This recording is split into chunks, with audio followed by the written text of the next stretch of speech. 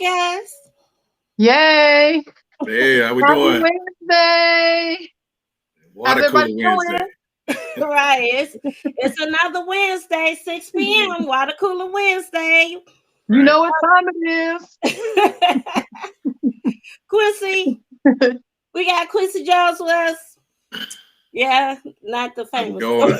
but he's famous in his own way. So, Quincy, tell us a little bit about, give us some info about a story you know about your home inspection. What you gonna share with us? Okay, well, I'm gonna just start real quick with a quick introduction. I'm Quincy Jones, your home inspection guy. The name of my company is Infinite Possibilities Home Inspection Services. I've been an inspector for the last 14 years. Prior to that, I was a real estate appraiser back when the industry was really hot before the big crash there. One of the most frequent questions I hear from people or I get from new home buyers is, why should I have a home inspection? And I'm going to just share just within the last week, we've had a number of properties that my company has inspected. And within the last couple days, I had a property that was inspected by a member of our team. And about 3 days later, we received a request for another inspection for the exact same property. Many of our home buyers, the same exact property. So one of the questions would be obvious to anyone is, why, one, was Right. the house put back on the market? And two, what would be the reason someone would walk away from a home inspection? And I'm going to tell you guys as we get into this further throughout our Water Cooler Wednesday, it would be money. All right. There's something found in that home inspection that told that buyer, this is an investment that I don't want to make. All right. Well, Quincy, Absolutely. let's hold that because we Okay. got to introduce ourselves. Yes. Yes. So, my name is Deon Branch, and I work with Real People Realty, and I have my co-host. Hey, Lisa, the house money mama. Money Coming mama. at you live. All right. And today, Quincy Jones is our special guest, and he's going to tell us all about home inspections and why do you need a home inspection, right? So, as a realtor, you and I have gone out, we've looked at a lot of houses, we're successful, we've actually put a contract down. So you asked me, what's next? What's next, Deon? What we need to do now? So, we've already talked about earnest money. So you put your earnest money down. And then the next thing I say we need to do is a home inspection. And do we need to do a home inspection or do we want to do a home inspection? Those are really, last week we talked about that, right? I urge you to do a home inspection. You don't have to do a home inspection, but I have people like Quincy Jones on my team that tell you, once you do the home inspection, we like, ooh, good thing we did. So what happened with the house? Why did they end up like? Well, again, I did not perform this home inspection personally. A member of my team did. Once I got a call requesting the exact same property to be inspected, obviously I went back and did a quick review of the inspection just to see what were some of the items that came up. And again, money is going to be one of our number one objections. A potential home buyer does not want to come in and make that type of investment. And one of the things that came up on that inspection report was the roof was in poor condition. There were a number of items related to not only the age, but the condition of the roof that obviously gave that buyer second thoughts. So you posed a very good question. One, do I need a home inspection? But secondly, do I want a home inspection? Right. And we're going to hopefully answer both of those questions for you before we're done today. Exactly. Because it's not required in your home buying process, and you don't get a refund because we talked about that last week. Once you pay for his service, you've gotten the service, and so he doesn't have to give you your money back, That's and right. and He the did his seller, job. right, he's done his job, and the seller doesn't have to give you your money back, right? So Quincy, like, so what are some of the things that you I guess kind of do in the home inspection? What does it cover? I want to Well, know what the difference is between a home inspection and appraisal. I mean, because as a Oh, okay. lender, we always ask for we have to, that's the requirement. We have to have an appraisal done because we have to be able to assess the value of the home. So if they're getting an appraisal done, why do they really need a home inspection? that's a good question, and a lot of clients are not always clear on what the difference is. So let's go ahead and define those right away. The first thing a home inspection is an opinion of value by a licensed professional. So we're going to go into the property and view it visually. We're going to examine all the major components and systems and arrive at a overall condition of those systems. Whereas an appraisal is performed for the lending institution, and it is a estimation of value. So they're giving an opinion on the value of the property, where a home inspection is going to give you an opinion on the condition. Very different in the scope and very different in the inspections. Well, an appraiser may spend approximately 30 minutes at a property. I'm going to spend about an hour and a half to 2 hours at that same property, going through all the major systems, where the appraiser may not go on the roof, the attic, crawl space, and some of those other fun areas that I get to crawl around in. We're going to go ahead and do that and more at your property. So the condition of the property will be one of those things we'll be addressing in about a 40 to 50 page document as well. Okay, Mm-hmm. cool. Yeah. Thanks for clarifying. No problem. No problem. And one thing just listening to you guys, after they come to you, Lisa, for the pre-approval to make sure they're able to borrow some money, then they'll go to Dion to go through and find those 20, 30 houses that they have to decide if they like. And then you have to, in this market, you have to go through the bidding process Right. and potentially getting outbid on these houses. So when you finally arrive at a property that you have finally gotten under contract, there's a couple of benefits to having me come out. One, if that property is not one that you wish to move forward with, you have the legal right to back out of the deal. So that saves you your earnest money and a lot of, frazzled nerves. Secondly, you imagine someone in this market. I've seen just post on Facebook. I've been looking for a house since last October, and I've got outbid 15 times. Yeah. Wow. Imagine the mental state, the frustration, anxiety of a home buyer. And my job is to remove a lot of that by replacing that with information about the home. Right. Because after you finally found the house, the last thing you really want to do is buy something and it's not even worth your money because you already you've bid it over, most of the time over asking price, because right now that's a lot of what's happening in order for you to win the bid.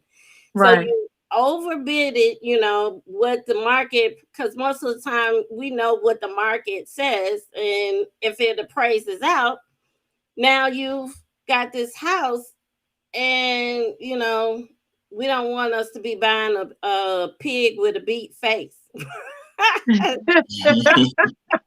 about right. Absolutely right. I'm gonna have to use that one. I ain't never heard that before. That is some Pig with a beat country stuff. Well, I'm gonna give that one to Jasmine Brand. She always Pig with a beat face. she's always talking about that. So Okay. so back to my other question, what do we look for? Like, what do you look for? What are some of the areas you cover in the home inspection? And guys, if you have any questions and you're watching us, definitely ask us some questions in the chat so we can share them too. So what do you look for? Well, a typical inspection of a residential property, we're covering about 1,500 items in the inspection. So we're going to cover, as we said before, major systems of the house, so which would include the roof, the structure, exterior foundation and interior, exterior and grounds, interiors and appliances, your major systems, heating, cooling, electrical and plumbing, and the overall safety of the property. So after we examine those items, we put together, again, a detailed report full of pictures, videos, and whatever else we may need. There are some properties we may employ drone technology. There's some properties we may employ infrared technology, moisture meters, etc. So there's a lot of tools, gas meters, just whatever that house is telling us that we need to inspect for. We're going to have not only the education, but the experience to put that house through not only those tests, but we have additional tests we can perform. If we run into mold, if we suspect radon may be present, we can perform radon tests. So there's a lot of information that we can uncover about this property.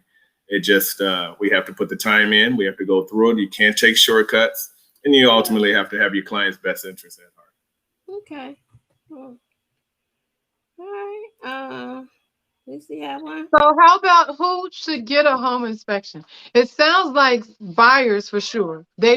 Should sellers get a home inspection too? Well, we receive requests from not only buyers and sellers, but also real estate investors may want a bit of information or just a more detailed look than just kind of walking it through and giving a quick walkthrough when you're looking at the property.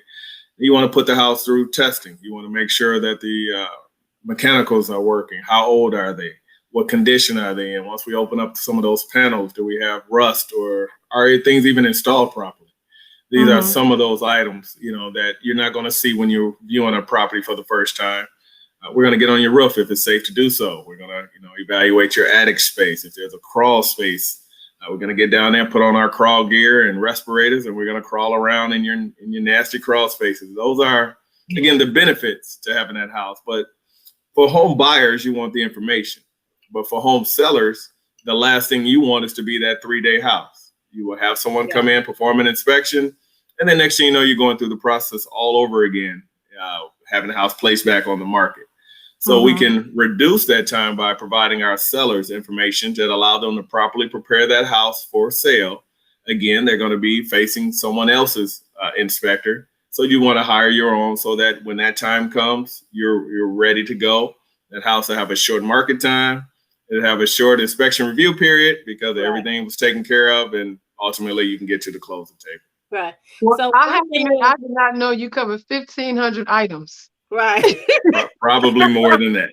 Right. One thing I do want to say is, as a seller, when you're having an inspection done before you put your house on the market, we do a disclosure, property disclosure document. So during that disclosure time, if you've done a home inspection prior to you doing the disclosure and haven't resolved those issues, you're legally bound to disclose those information. So it's good to have the home inspection, but also remember you have to disclose it. But like Quincy says, it gives you the chance, because if he doesn't do the home inspection before you sell, somebody's going to do the home inspection 3 days after you receive that contract, and they're going to find those items out. And so then you're going to be responsible for deciding whether you want to keep that buyer and do the repairs, because they're going to ask you to do the repairs. You could also give a credit towards those repairs, but you'll be responsible for, in some way, kind of making sure your buyer is comfortable with the things that they found during their home inspection, right? So. And another thing, just, we always try and set expectations with our clients. While we will provide a report with the findings of our initial inspection, we try to, again, same thing with the contract that they sign for you guys, just to let them know that we're looking at the major items in the property. We might uncover a loose outlet or something along those lines that may be minor in nature. That's not really why the client is hiring us. They're hiring us to find, major defects with the property. So a potential seller, if their, inspection report comes back with a couple of loose outlets and, things that aren't very significant with the property, those are items that they very well could say, okay, well, that's not a big deal. We'll let that go to the buyer's inspection. But again, the disclosure would be for things that most home owners, and we're going to operate on a presumption that everyone's honest and above board, many of these home sellers aren't even aware that these, factors exist. So we're going to bring that to their attention and give them the opportunity to correct those, at least to be aware of. Right, to be aware. Because in your disclosure, you say, do you have any, they ask, do you have any leaks? Things like that, problems with your plumbing, so there's a list of different questions, probably about 30 that as a seller that you have to disclose information.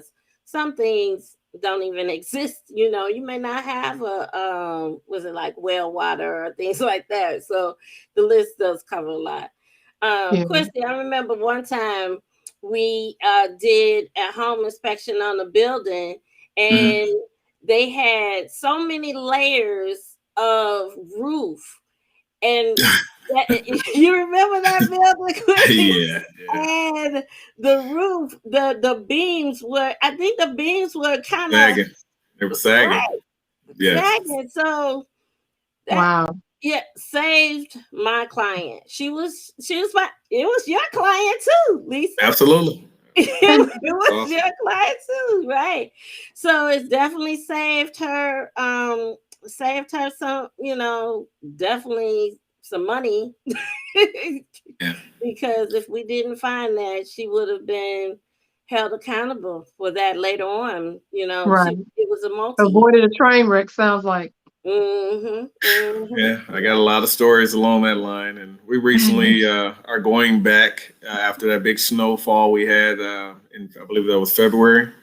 We're going back and doing re-inspections on a lot of roofs right now due to ice damming and things of that nature. A lot of those properties were not visible during the inspection, so those are limitations to our inspection. But once the snow melts, we'll come back out and inspect, and we're finding a lot of again, those items where they say brand new roof was installed, and now that the snow's gone, that roof doesn't look as new as it was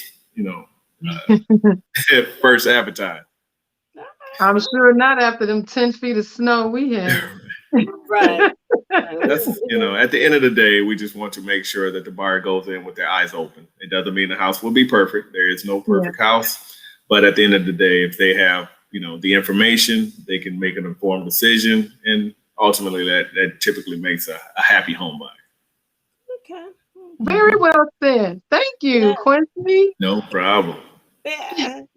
But I got a question for you guys. You guys brought up something that is of interest, and I hear this a lot, even though I'm not really interested in the price that the house sells for. I am a little curious because everyone right now is overbidding for these properties. And I'm just curious, as an inspector, are these, because I never know the other side of it. Once I inspect it, unless, some repairers come back, I never know what happens unless I get a call for the same house again. But how is the market, how is this working with people overbidding? Can someone explain that? Is that giving the house more value? Okay. It's not always working. Right. Okay. So for example, I just let me think. So the loan I closed Friday, the initial purchase price on that contract was $270,000, and the appraisal came in at $235,000. So appraisers ain't going.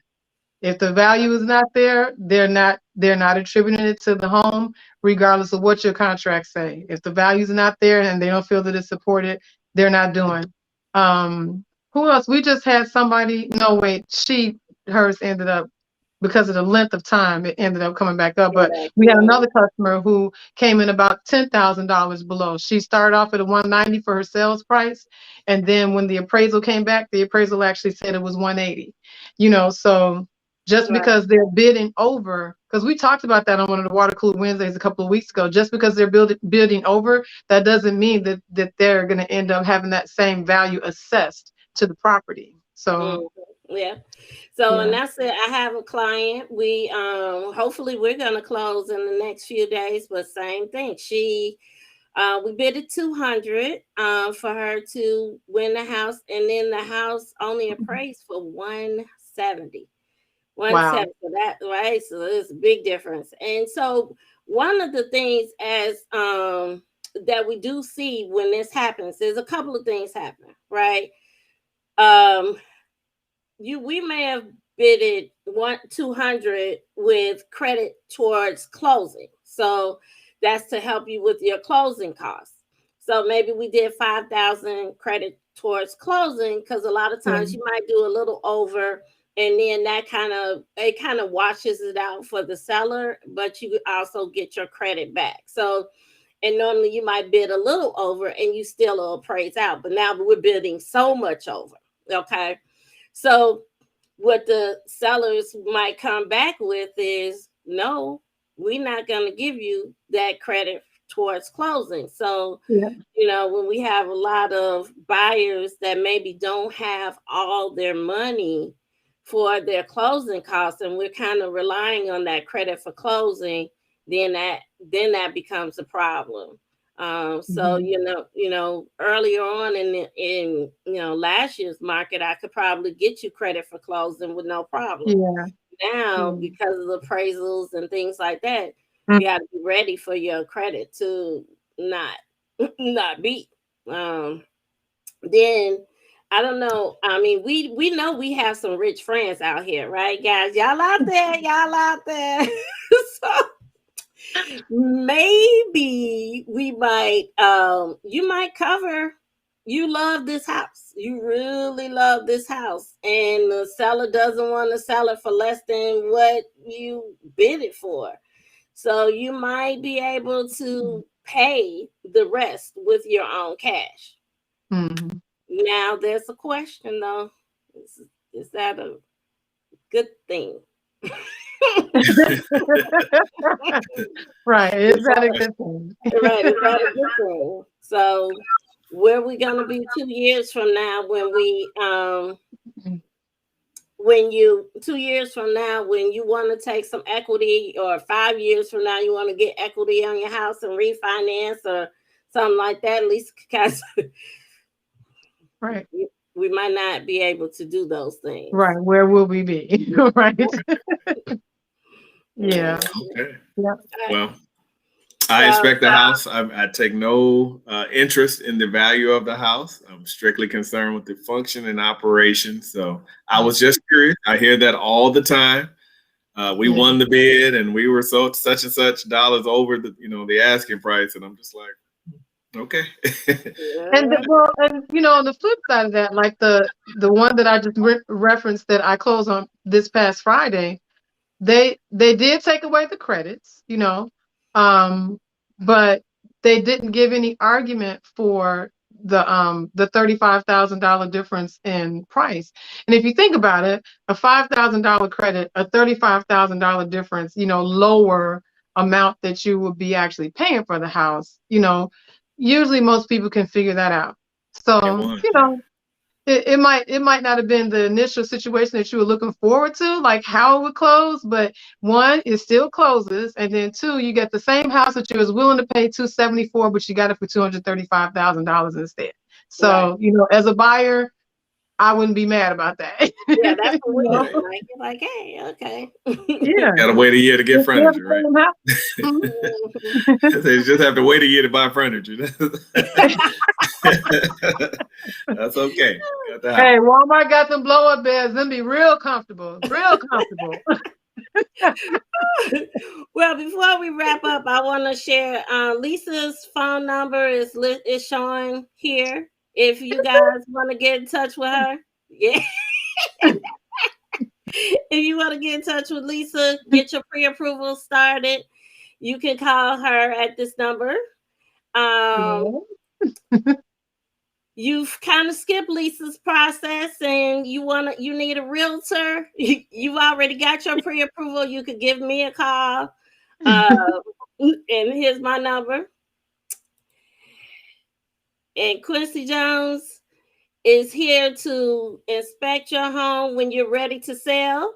And then he's going to send you over to me right, to sell your home. That's right. Right. Or if, afterwards, if we've got an offer and you'd like Quincy to be your home inspector, he's part of my team. He's always available for us. So, and he does a great inspection. He actually gets on the roof. Yeah. Like Right. you actually gets on the roof. And I think that's really important when we're looking at home inspectors. You can have a home inspector that looks up, Right. or you could want one that actually gets on top. So I give Quincy some applause for that. So I think that's a great, he's great. All right. Also, You have to bring guys, my clapper next time. I know, right? Right. Right. We supposed to be having our water because we got to fill our water cup up. I think we filled it up good. You get your water. All right, all right. I got mine too. I'm gonna cover up the name till they pay me. Right. We ain't got no sponsorship. That's right. That's funny. All right. So, guys, if you are an essential worker, my team is here to celebrate you on April 15th at 6 p.m. Come to the Wild Blossom Meadery. It's on 91st. Only And 8 days away. right, it's 8 days away. I have a registration link for you. You can hit me in my DM. You can check it out on my page, but you know, we are being COVID safe, so we have a minimum of guests that we can allow to come. So be the first to come in because we do want to honor you. We appreciate everything you've done over this time with COVID, and we want to make sure that you, we show you our appreciation. We are also, if anybody wants to drop off a gift, any cleaning utensils or things like that, some Febreze, some Lysol, anything like that, I'd like for us to donate to school, to the classroom, so that the teachers can have some of these things in their classroom. So I am taking donations as well. And so just give me a call. Got my number there, and we can definitely, you can help me donate to the schools. So Quincy, thanks for joining us. Always a pleasure. Always a pleasure. We love you coming and joining us this Wednesday. This is Yeah. this is our I learned some stuff. So right. yeah.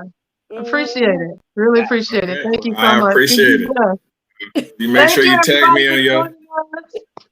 Yes. All right, everyone, thank you for joining us. We appreciate you guys too. This is the end of another Water Cooler Wednesday. Like and share.